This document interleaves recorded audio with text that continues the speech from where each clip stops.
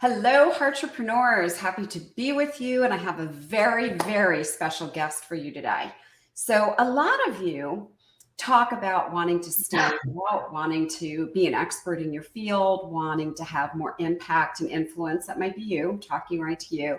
And you really want a way to separate yourself from the competition. So, I shared a article that I was in just recently here in the group, and I'll put the link back in the group for those of you on the Facebook page, business page, and YouTube. You'll be able to see the comments immediately. For those of you that are in the Facebook group, it's a little different the way StreamYard works. And so I was asked, well, how does it come that people write articles about you? And how does that happen? And could people do that for me? So I have a special guest today. Alden Zuck is here with us. Thank you for joining us. And what he is a genius at is literally guaranteeing an entrepreneur like you or like me press releases, PR, to help you become the standout number one person in your industry. So those of you who are here with us live, send us a comment. Let us know that that's something you might be interested in. And then we're going to start teaching. So welcome, Alden. It's so good to have you. Thanks for joining us. Yeah, super happy to be here. Happy to dive into this. That is definitely what we do. But what I wanted to do in this Facebook Live is really just give you guys a lot of value. I want to go into how authority is basically another word for mind control, and how that's so important in your business and especially as you're growing your business. So I want to get into all of that, and then also give you guys some tips, step-by-step tips to actually implement this yourself, especially if you are a newer company and don't have the budget. So I'm only going to be talking, maybe 15 minutes to go over this. And then afterwards, happy to answer any questions, kind of dive into some deeper things that you guys may have questions about, especially when it comes to implementing this yourself, right? So I'm going to go ahead and share my screen if that's okay. 100%. Perfect. So can you see that? Is that working? There we go. There we go. Authority equals mind control. So happy to dive into this. Sometimes when I talk about this, people are very hesitant because mind control is a very interesting topic, and combining that with authority is really interesting. It's really how you get a client who comes to you with a problem, and you provide them a solution, and they immediately run to their wallets to buy your product or your service or whatever you're selling. Now, one of the most powerful forces in really understanding what persuades people to behave a certain way is a psychological phenomenon known as obedience to authority, or otherwise known as the heuristic systematic model. Basically what this is, if you haven't heard of this, it's this notion that we are bombarded with information with way more than that we can process. So we have to use these shortcuts, these heuristics, to make decisions on all the information that's presented with us.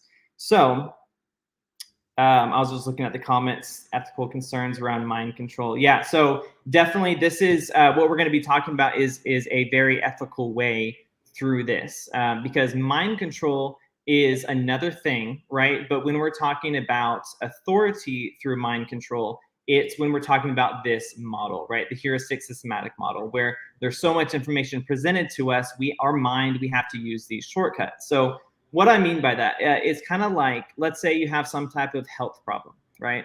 You go to the doctor, or let's say you look online, WebMD, you search all of your symptoms, you get all this back. One website saying you have cancer, another saying XYZ, and all this different information that's out there. So we go to a doctor, we go to the authority, and they present us with some type of medication, even though they say, hey, this is going to make you have nausea and stomach aches and headaches and all these different pains. You immediately trust that authority for several reasons, because they have positioned themselves as that, whether it be their education, whether it be just the office that they're surrounded in, the lab coat, the white coat that they wear. All these different factors play into this trust and this obedience to authority when it comes to making decisions. So hopefully that kind of makes sense, but that's kind of what this looks like. Now, this model, this idea, it's been tested, over and over and over and proven over and over. And I wanted to look at some historical stuff really quick. This is, one of the more interesting experiments around this was with Stanley Milgram's shock experiment. This was in the 60s. I'm sure some of you guys are familiar with this. Terry, you're nodding your head. I am, yes. Very interesting experiment. If you guys aren't, I want to go through this really quickly. Basically, there's a teacher and a learner in this experiment. The learner is the fake test subject. So this is one of Milgram's guys. The teacher is a real participant. So they think that the learner is the subject when it's actually themselves. So what happens is the learner, the fake test subject, they put them into another room here and strap them up with electrodes. And then they take the teacher and they put them in a separate room in front of a board of buttons, right? So the experimenter who's in charge of this experiment is going to ask the learner a few questions. And if the learner, answers any of these questions wrong, they tell the teacher to shock the learner. So what they found out here is that basically the learner would continuously let out more and more excruciating screams to the point where the teacher would even tell the experimenter, look, if I do one more shock, it's going to kill the learner. It's going to kill the subject. Now, the experimenter still would tell the teacher, go ahead and proceed. And what was really profoundly interesting about this experiment is that 87% of these teachers, these subjects, administered the shocks. And so despite what they thought about what was going to happen to the subjects who they were giving these shocks to, 87% of the time they still administered the shocks because an authority figure told them to do so.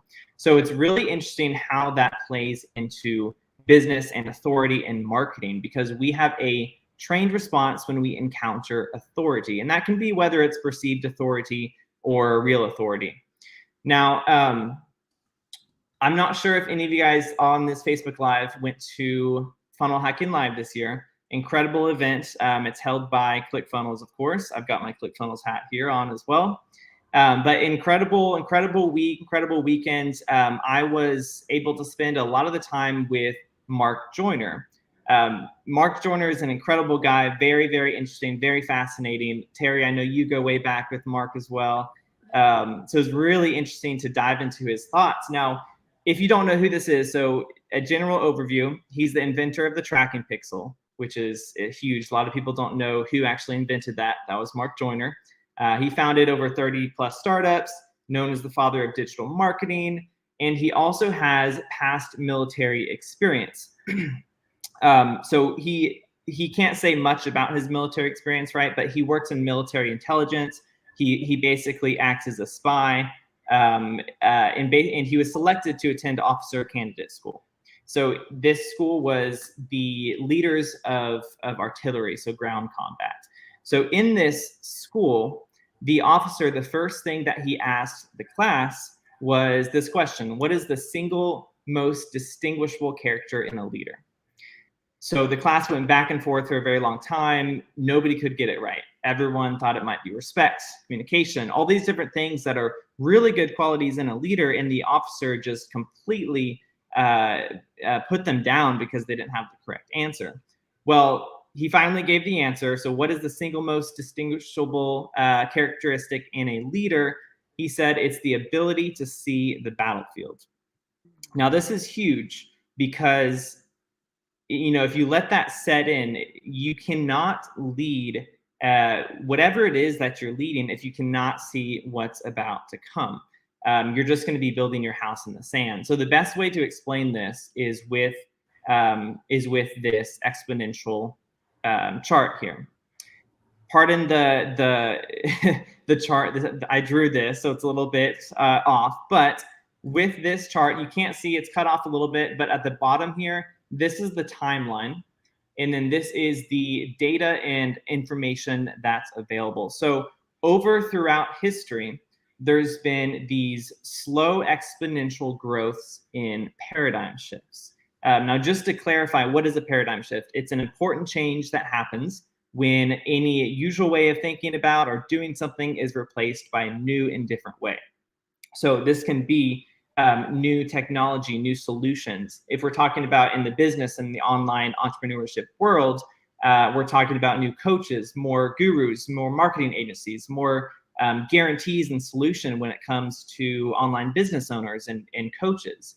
And so what's been really interesting in all of this information is from Mark and his research and all of his experience, is that throughout time, paradigm shifts used to happen every 10,000 years, right? At the very, very beginning, way back.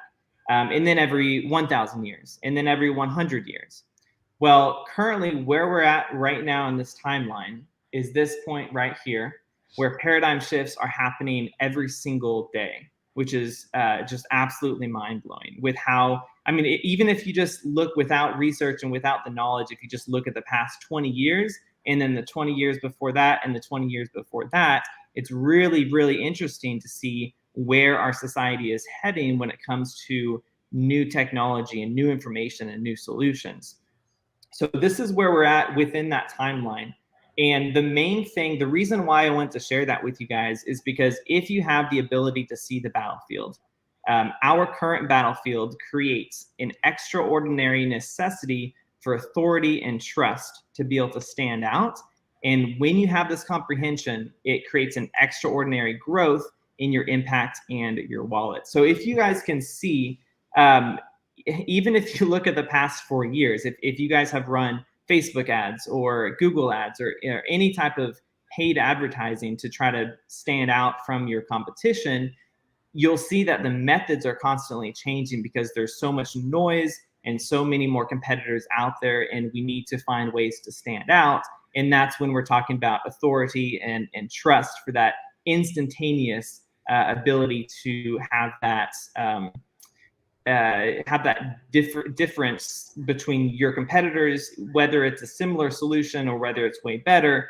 Authority and trust is so imperative for your business. So I want to also go over Russell Brunson's main framework that he uses for all of his offers that he does. Now, Russell Brunson, if you're not familiar, I mean, he's pretty widely known, especially in the marketing world, but he is the founder of ClickFunnels and has acquired, I think it's maybe at least 7 or 8 other companies as well in the past few years. So he's kind of been going into the acquisition method a lot recently as well. But he shared something this year at Funnel Hacking Live that was really interesting because his main framework for launching every single offer has been hook, story, offer. Create a hook, share your story to create that trust and to create that connection, and then give your offer. Now he added, he shared that he added an extra step in this framework this year at Funnel Hacking Live, which was a dramatic demonstration. And it was really interesting that he added this in 2022, that he chose to share this because it really shows kind of how our industry is changing. But what is a dramatic demonstration? What does he mean by this? It's a message pushed out to the masses to gain authority and trust. And so I'm going to share the exact steps of his framework, but just to give you an example of what this actually means. What is a dramatic demonstration? Just an interesting example, if we look back, I mean, this is done all throughout history, and there's just more of a need now for a dramatic demonstration. But if we look at the Brooklyn Bridge, this was 1883 when it opened. 1 week after it opened, 12 people were killed in the collapse of the bridge. Now, interesting enough, the bridge didn't actually collapse. There was a lady that fell down the stairs. Her friends screamed, and it created this absolute chaos. And everyone was just stampeding to get off this bridge. And that alone is what killed 12 people. It wasn't actually the collapse of the bridge. The bridge was fine. So what they needed to do was create a new trust in this bridge and with authority so that everyone knew this bridge was safe. So what they did, they hired a circus founder, P.T. Barnum, and they literally had him march 21 elephants, 17 camels across the bridge. They leaked this event out to the press. It was a huge deal. Everyone was excited, and then the bridge was back up and running, and everyone was okay using the bridge. So this was a really interesting example of a dramatic demonstration. There's a lot of different ways to use a dramatic demonstration, and so that's what I wanted to talk about in Russell Brunson's framework. So there's 5 points to this framework. I figured I'll just go ahead and list this here on my notes that I took from the conference. I took pages and pages, but this is the most important part. It's really interesting. So the first step in his hook story offer dramatic demonstration framework, this is what he uses to launch every single new offer, whether it's just a completely new acquisition of a company, it's a new offer completely, whether it's a MIFKI, some kind of free item that he's giving away, or it's a webinar, whatever it is, this is his framework. First step is to get credibility for your offer. So, and I put in notes there, I don't know if you can see that, but started leaking letters to the press, which is interesting. That's his first step, is to create that authority around their offer and what they're doing. Second step, again, inform mass media channel that it's coming. And then he mentioned, and I wrote this in notes at the bottom too, there's my mouse, don't waste this time. So literally the first 2 steps here, we have get credibility for your offer. Prior to marketing, you got to prove it works, and then inform the mass media channel that it's coming. And again, guys, this can happen through several different methods. It doesn't have to be through mass PR in top channels. This can be through influencers. This can be through any platform that gets your message out to the masses, right? To your audience. Step 3 here, well, here's the influencers. Involve other influencers, right? Step 4, then and only then send hook to traffic you own or you rent. Really interesting. He waits till step 4 after all of his dramatic demonstrations, his PR, to send traffic and do paid traffic to whether he owns it or whether he rents it. And then number 5, ending in sending the hook to mass media sources. So he's literally sandwiching this PR, this dramatic demonstration, this authority into his offer. And so it's interesting. You'll see about 60% of this framework here involves authority through PR.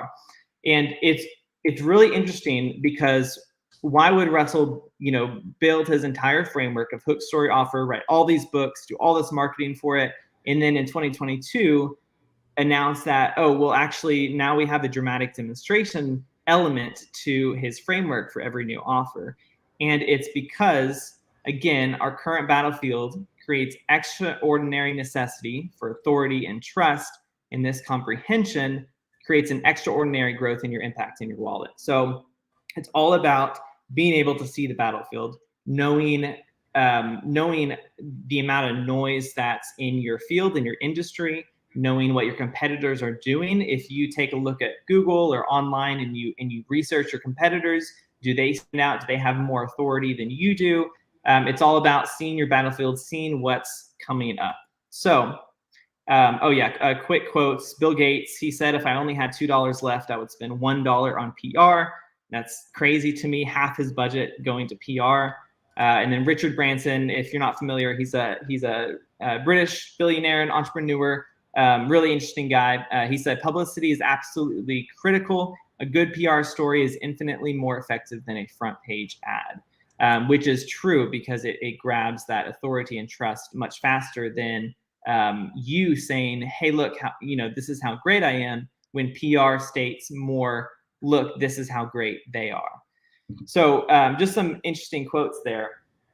Now, that's really all that I had to say. I just wanted to try to let you guys know and give some insights into how important authority is now more than ever to stand out in front of your competitors.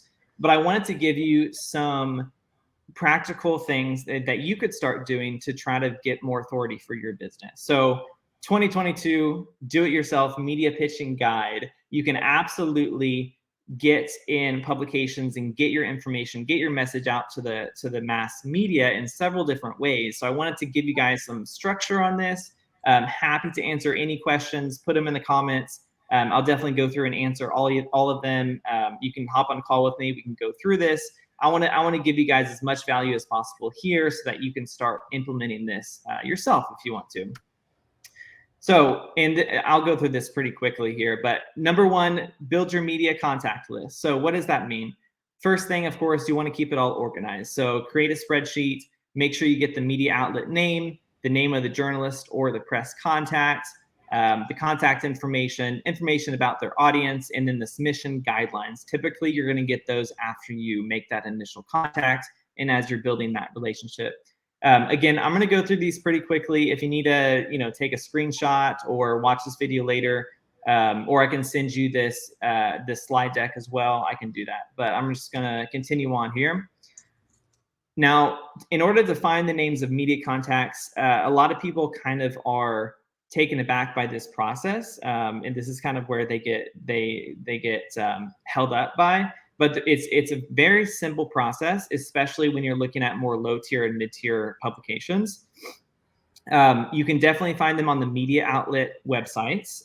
These are more for the low and mid tier media outlets. LinkedIn and Twitter is a phenomenal place to find this information. I would say 99% of the contacts that you'll generate are best through LinkedIn and Twitter, or you can find them on LinkedIn and Twitter to either reach out to them there or to get their email address. You can call the outlet to get the journalist contact information, or you can use email finder tools like Hunter and Zoom. Now, the biggest thing when you're reaching out to a media contact list, the worst thing that you can do is going to be to get a bulk amount of contacts and not personalize anything. What journalists receive emails like this all the time, a ton of emails every single day. And what you need to do is figure out how you can stand out and get their interest in your message, in your announcement. And so it needs to be personalized not only to that media outlet, but also to the journalist and what they're interested in. What do they typically write about? How do we get their interest and them involved in that process? And I wanted to give kind of 4 different main types of media sources of where to send your pitch out to. So there's typically the traditional news outlets, right? You have your newspapers, whether that be globally or locally, whatever that looks like, magazines, TV, radio stations, and then you have your trade publications. So any type of digital and print magazines. We're talking about Entrepreneur, Business Insider, Forbes, all of those types of publications. You, of course, have just general journalists that are either individual journalists or, they contribute to certain different publications. And then you have your non-traditional news sources as well. So you got your Facebook groups, you got your bloggers, your influencers, whether that's YouTube influencers, TikTok influencers, Facebook influencers, whatever that may be. So there's different sources when we're talking about PR. It doesn't always necessarily mean it has to be on a specific magazine or publication. Podcast is something that we help with as well. So some really, as long as you find a way to get your information and your message out to the masses with authority. Step 2, write an email template with your pitch or create a media pitch deck. Highly recommend a media pitch deck. Email template, a message via email is good. However, again, you have to find ways to stand out and present your information in a way that's interesting and relevant for that specific journalist. Now, when you're doing this process, a couple things that you want to make sure to prioritize is going to be, 1, building a relationship with the contact.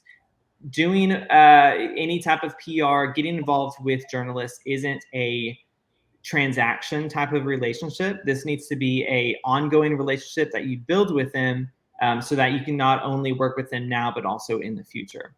Personalizing your pitch, already kind of went over that a little bit. You need to make sure that you have a great hook. Again, they receive these messages all the time.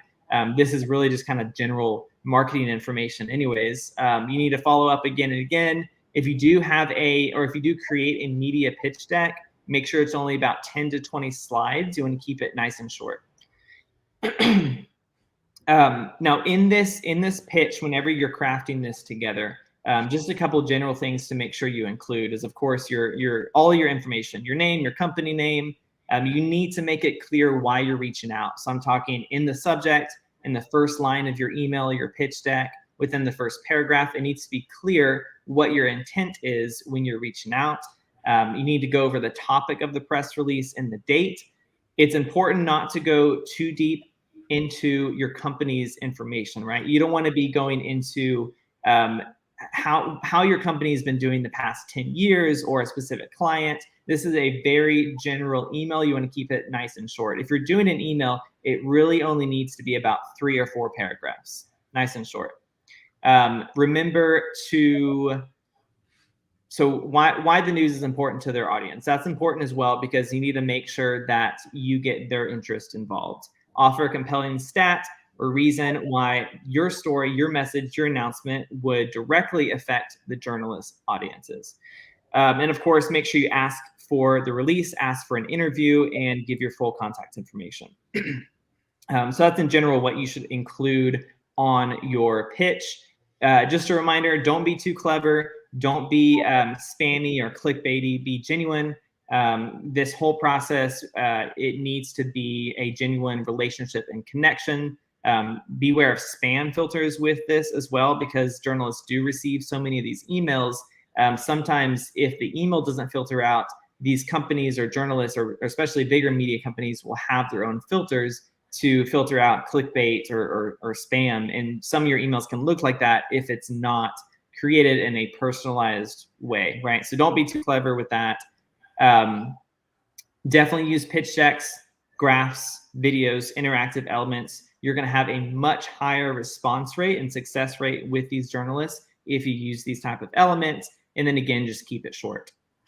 Almost finished up here. 2 last things. The third one, analyze your results and follow up on your pitch. Not much else to say here other than make sure you are tracking your email results. So if you're sending this pitch out via email, make sure you're tracking the cost per clicks. Make sure you're tracking the open rate. Track all of this data, because then you're going to be able to see your progress and long-term success with doing this PR yourself. And then the last one, of course, writing your press release or get interviewed. This kind of depends on the journalist and the media outlet. Sometimes you'll need to write this yourself. A lot of times they will want to interview you personally, which typically the case is when you're doing this yourself, they're going to want to interview you personally. That's why it's so important to send out this information, send out your pitch to relevant journalists who would actually be interested in your story and would want to actually cover and write your press release. If you are writing it yourself, just a couple things to keep in mind. Make sure that it's fully in line with your pitch, or else it may not actually get published. You could spend all this time writing your release and it never actually gets published.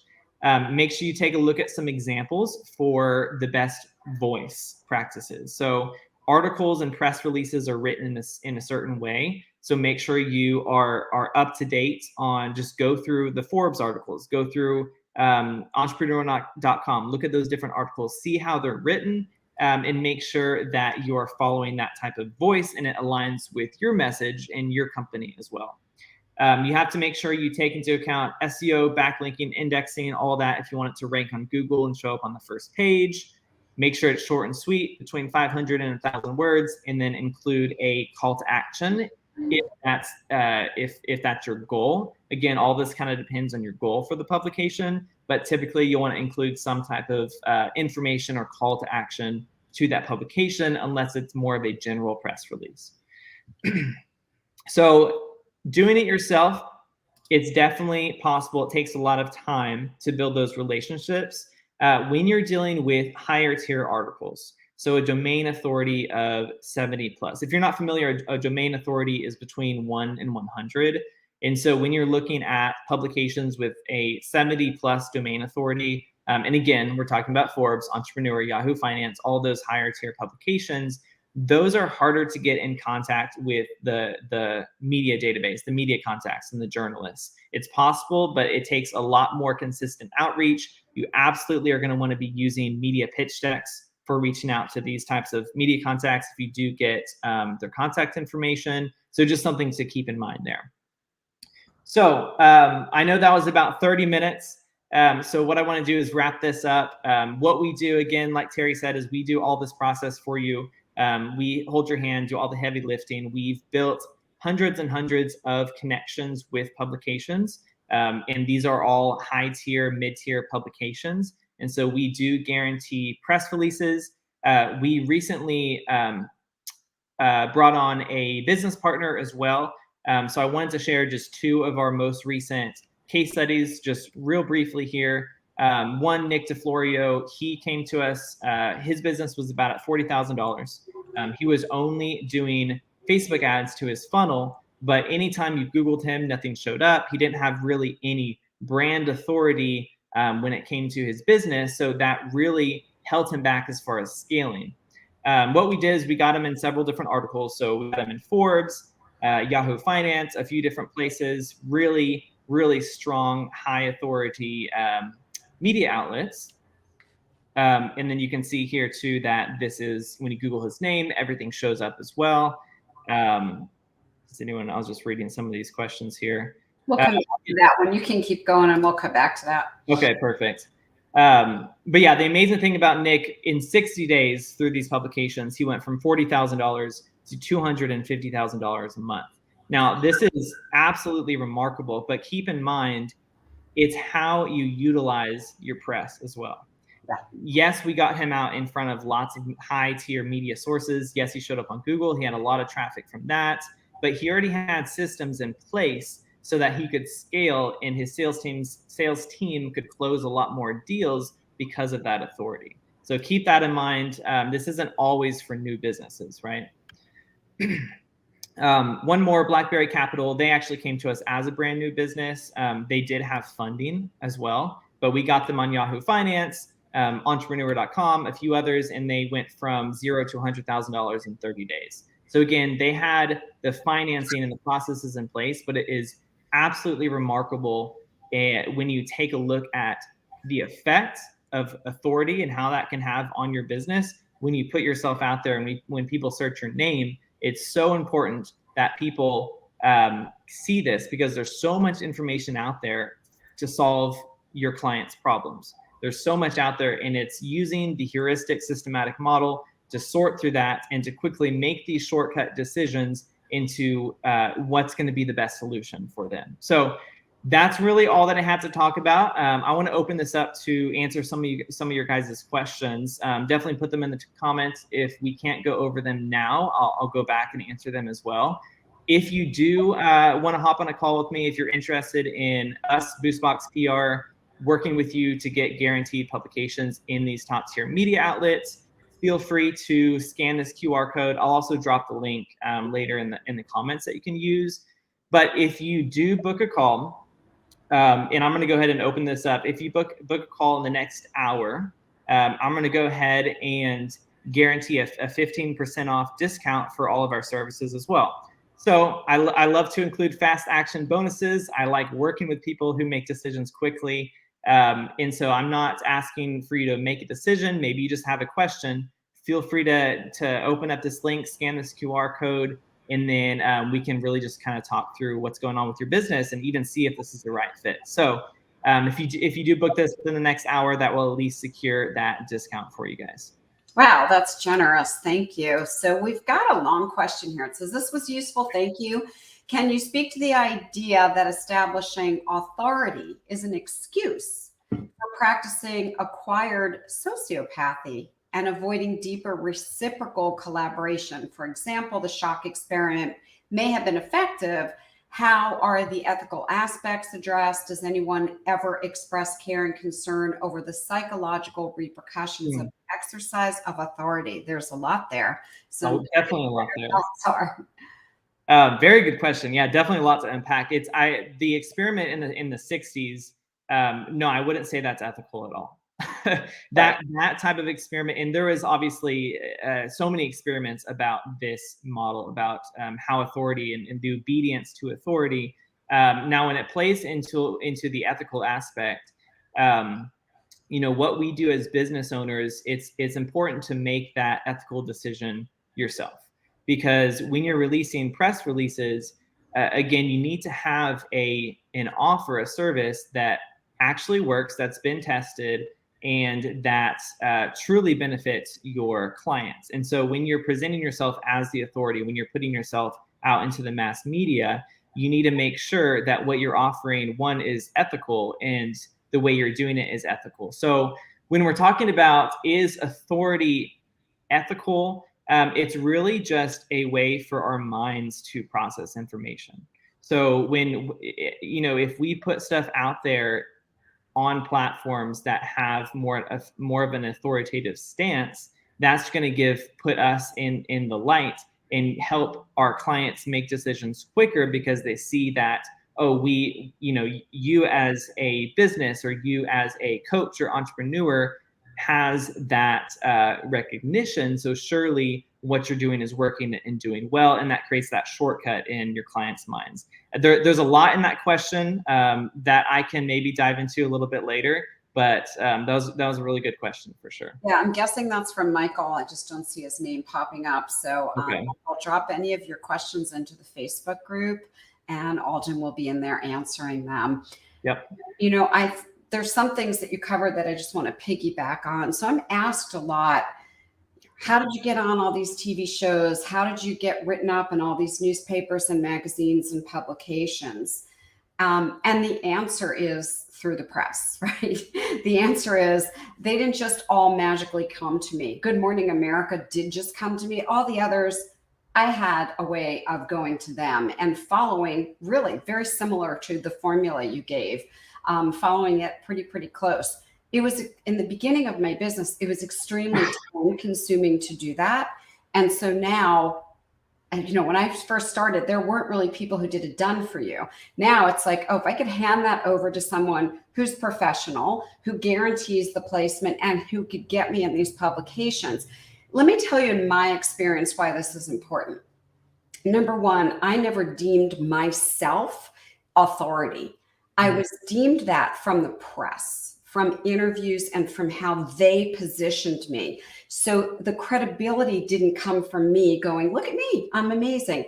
It came from a third party, and it has brought me, and still brings me, tons and tons of people every single year, every single week, every single month.